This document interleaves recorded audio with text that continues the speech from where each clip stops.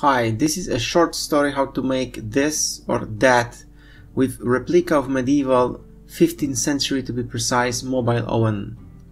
Although story is short, journey was long. It took 3 tries to make it work. This is the first approach that not even came out of the drying stage. Second one was a bit more mature. It was even used once or twice, but without much success, and ended like this. And this is me taking third approach, and during time lapse of me doing clay work, I will tell you what went wrong and what we have learned with the 2 previous ovens. Since we have only 2 representations of this type of medieval portable oven, I don't think they were common, or perhaps even not existed. But for reenactors, idea is very tempting, so we had to try.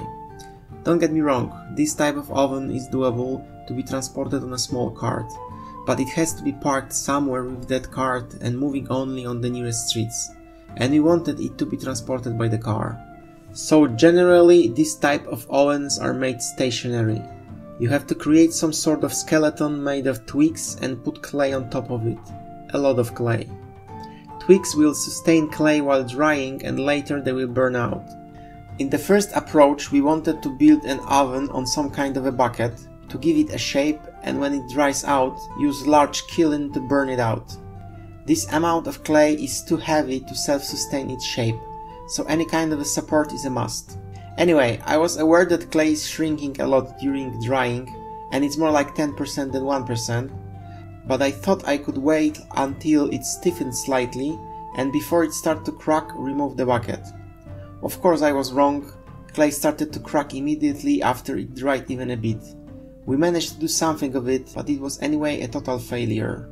Second approach after refurbishing the clay was to make it inside some form, so the clay will be able to shrink as much as it needs to. This could work, but we've made one fatal mistake. Since I was not sure how thick walls should be and the shape bucket was quite bigger than before, we started to do thinner walls as a first layer and then add second layer with leftover clay.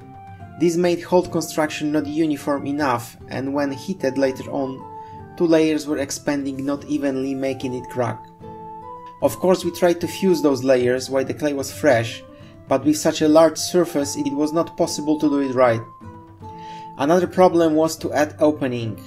Since it was inside the bucket we could not add it while clay was wet, and while doing it later on we again had problem to fuse it good enough.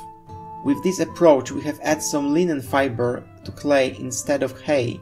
This was actually a good idea and let the oven survive the crackings, but it is pointless if you want to burn it out later on 1000 degrees Celsius. And finally the third current approach. I came with an idea to use exercise ball. It's strong enough to sustain clay weight and it allowed it to shrink. Also I could add or remove air to steer its shape.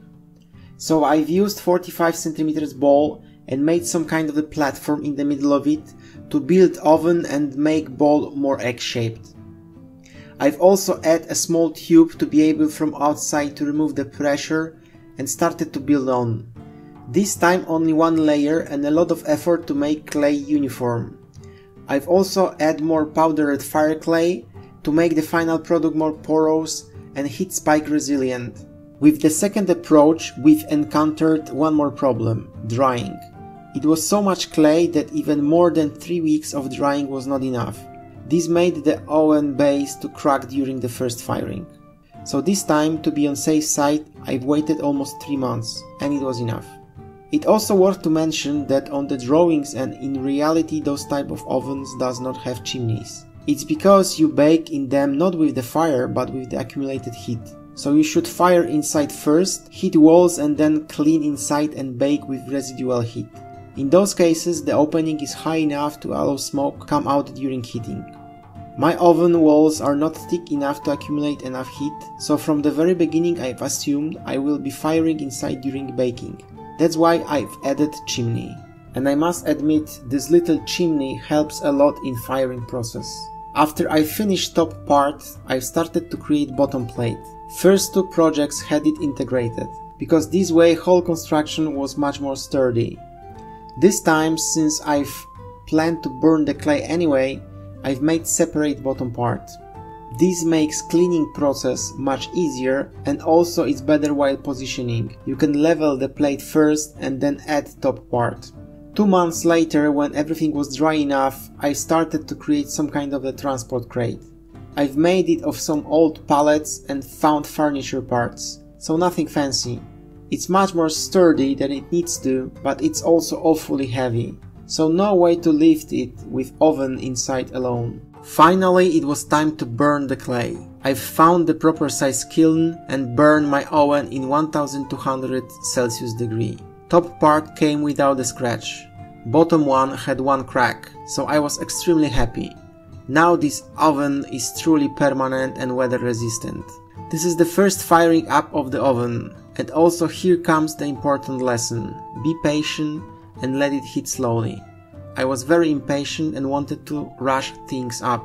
This produced some cracks. So now I know it takes from 2 to 3 hours to warm the oven, and then I can intensify the fire and start to bake. Lesson learned. And to remind you once again, what for this so much hassle? Happy baking, and thanks for watching.